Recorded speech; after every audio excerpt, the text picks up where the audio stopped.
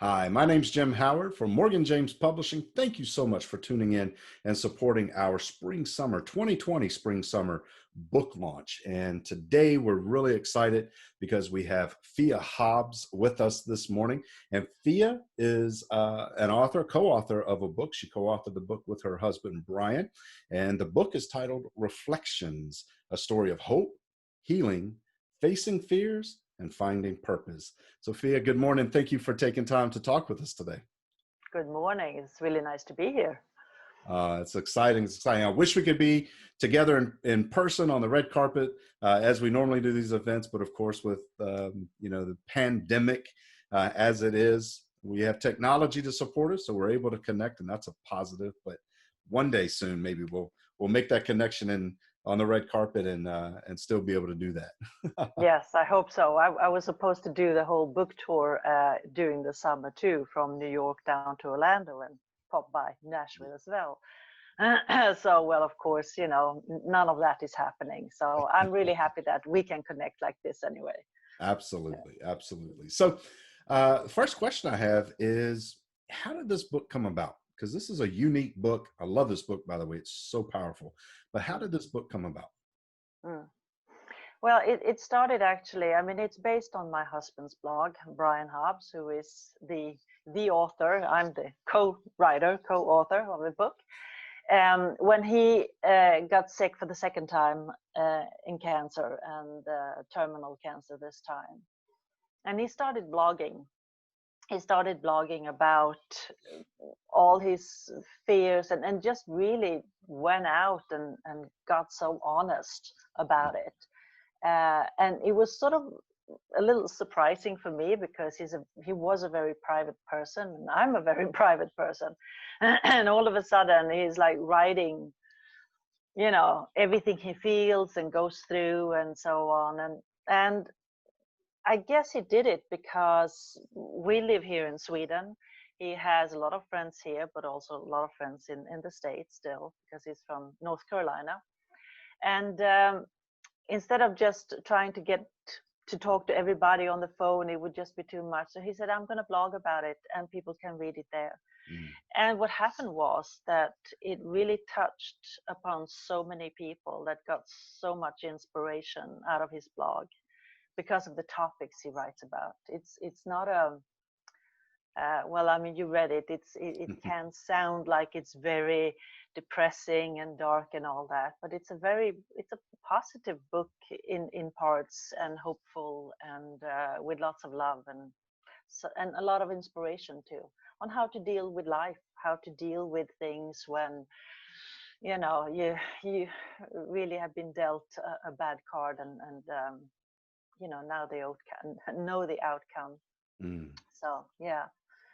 So that's how it came about. And he writes about, the fears that he had. He writes about healing, about hope. And also one of the biggest thing was for him finding purpose. And he really found his purpose with this book. And there's no doubt when you read this book, you see that.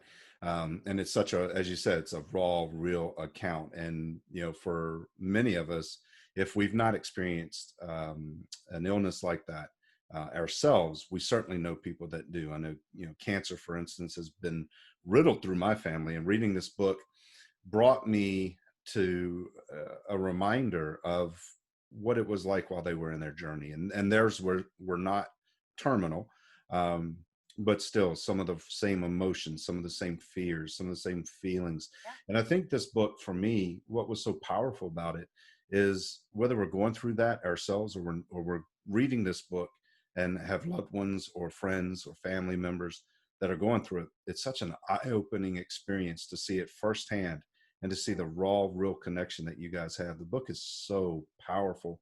So, and that may be touch on the answer for my next question, but why is this book so relevant?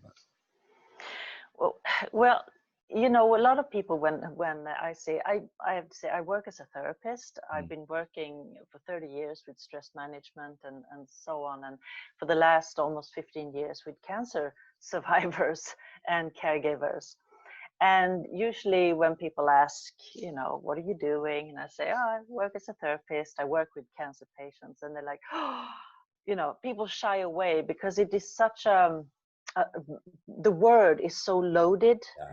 because we all, depending on the experiences we had and how we have dealt with it before, the strategies we have used or haven't used.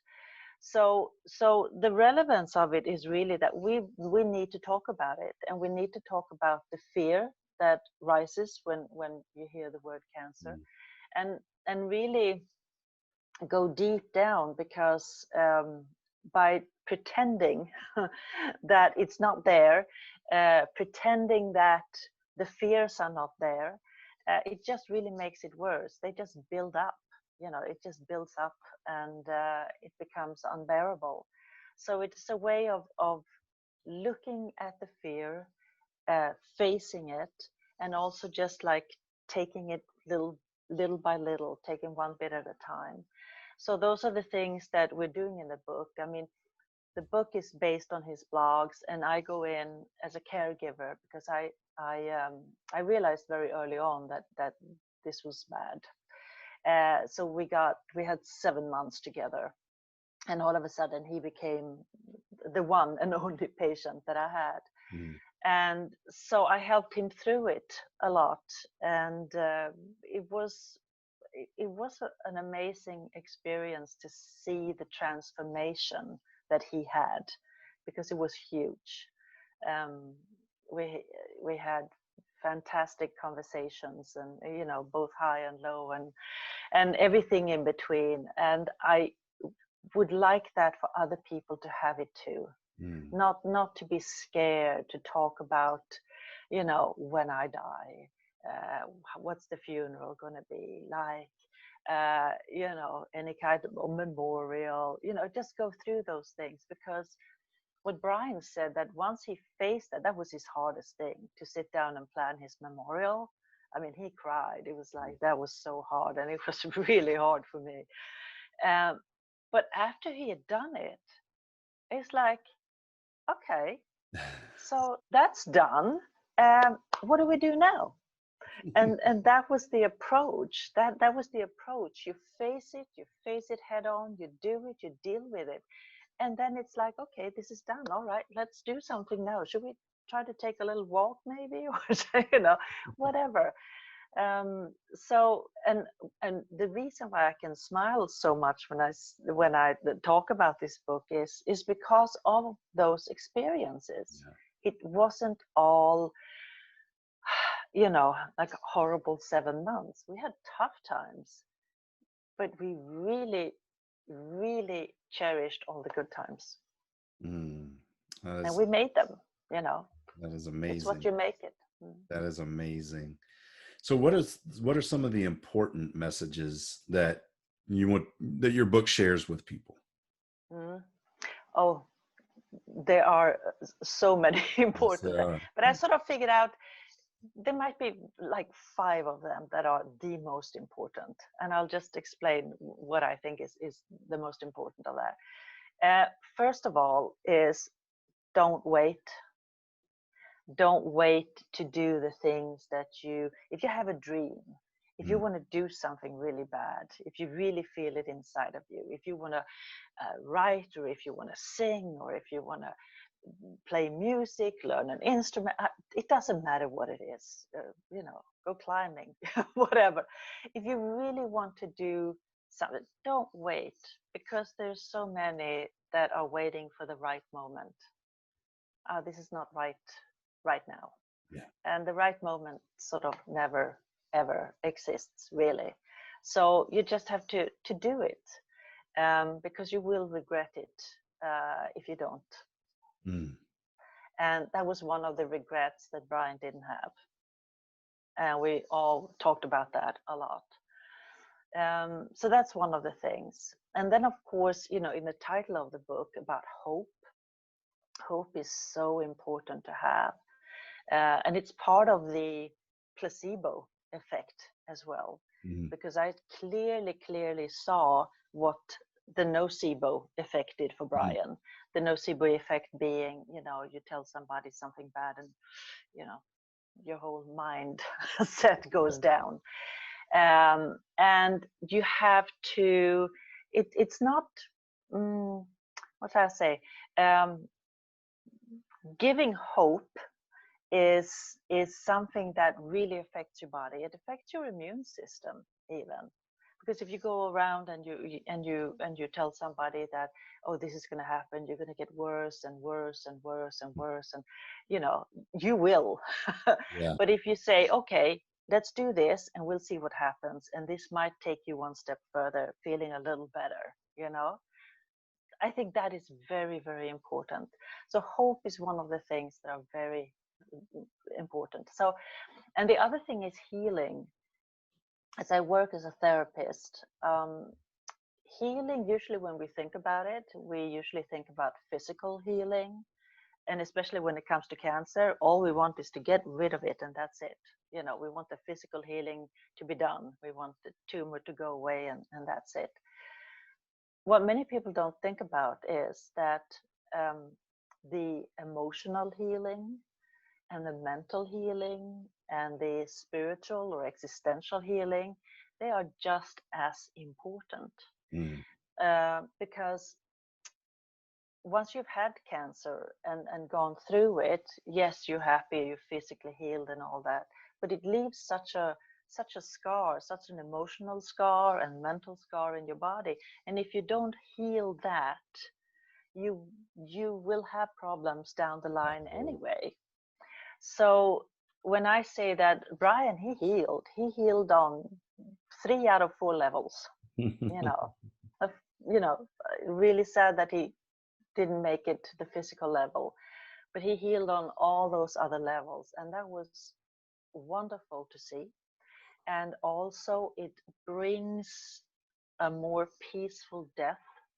Mm. It brings, I mean, can you imagine if we have to choose, and we can, dying with anxiety or dying peacefully, knowing Yeah. that we have done everything, we have said everything to everybody, we are done, we're just like, okay, this is it, I'm done now, I'm leaving, bye. And that's a smooth transition for the person leaving, but also for the people around, Mm. because it becomes a whole other experience. You're letting go, you know. So the healing parts I find is very important. Those 4 different levels of healing, and then well, of course, the facing fears, we went into that again. Having to just facing them, going through Mm-hmm. them, not being afraid. And sometimes you need help to do that, and that's fine, because it's very hard to face them yourself. So I would definitely recommend people to have help, or to have somebody close to talk to. And not everybody is up for that, Mm. because a lot of cancer patients, they feel that the friends they thought they had, all of a sudden they're not there anymore. And it's because they are battling themselves with Yeah. fear, so they cannot meet that person. So it's not a thing about not wanting to be friend anymore to that person. It's more about not being able to face their own fears. And so you'd have to pick somebody who's not afraid to go there, down to the deep end, but also up again. And also one of the things he was really, really big about was just finding purpose. Mm. Finding purpose and living the purpose. And he found it. He really did. Brian was a composer, a lyricist, a songwriter most of his life, and he taught singer-songwriters here in Sweden, where we live in Stockholm. And the most wonderful thing was that it was a job. He went there, he taught all these kids and young adults and all that stuff, and he thought, well, maybe they'll learn something, maybe they won't. And when he got sick, all these people showed up. Mm-hmm. And he really got to find out what a great influence he'd been Mm. to all of these kids and young adults. And that was, I think, the most amazing thing with him being so open and blogging about it. He got the feedback that was just enormous because, Mm. you know, a lot of people don't find out, you know, about the things that they've done and help people until they die or after they die, actually. Yeah. And he got to know it. He got to find out the whole time. He was so supported. He called everybody their little divine sparks. You know, he was like, ah, they're my divine sparks, my family, my friends. You know, he just could not believe it. He could not believe the support he got. So, yeah. So, and he found his purpose, and his purpose was to inspire others Mm. and help them find their purpose. He talks a lot about that in the book. And, you know, because he found that purpose and because he was willing to share so raw, so real, Mm. the entire journey, he's going to go Mm-hmm. on to affect many, many, many, many people now that this book Mm. is out and the book is Yeah. available. And Yeah. yeah, you did a phenomenal job coming in and putting the pieces together to put this book together. As I said, it touched me on so many levels as I was reading through it. Mm. And I know it's going to have an impact on everyone who touches it. So if you guys are watching this, this is a book that you need to pick up, not just because of the disease aspect or because of what you may learn on your journey through an illness or helping someone else in the illness, but just pick this book up and read it for nothing else but to understand how strong the human spirit is, because the journey that is taken in this book is unimaginable. And even the conversation we're having here just touches the surface of how deep some of this goes. And you really want to take this book, read it, and apply what you learn from it. Fia, thank you for putting this book together and being willing to share your story and your journey. That's never an easy thing to do, especially when we put it in book form and put it out there for the world to see. But you know, we when we talked, I may have mentioned it, but for me, it's the really if we share a journey and our story, sometimes it's the only way that we can really Mm. impact and affect the people that need to hear that message. Yeah. Absolutely. Absolutely. Yeah. So if people want to connect with you, Fia, after seeing this or after getting a copy of the book, what's the Mm. best way that they can get in connection with you and find out more about what you're doing? Mm. Well, I have a couple of websites. I got one in Swedish called just fiahobbs.com, and even if you go there, you can just press and get to the English site. And then I have a English website called stresstostrength.se. And there you can find me. I mean, I was supposed to have been out doing a lot of speaking gigs right now, which is not happening. So actually, oh, that would be good. I do actually a free talk on Monday, June 1st, Mm. that I'm doing, but I will be doing more. So that's a good way to get hold of me. I also still work as a therapist, and I still help people to get through whatever they need to get through, whether they're a cancer patient or a caregiver. So yeah, fiahobbs.com or stresstostrength.se.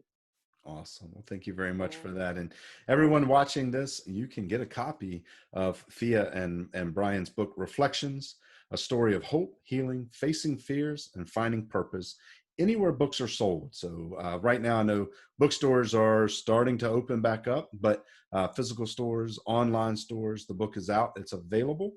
So go grab your copy in your favorite format that you want to read it in. So grab a copy of that right now. So thank you, Fia, for taking time today to talk with us. And thank you guys for watching. And we hope to see you very soon. Thank you. Bye.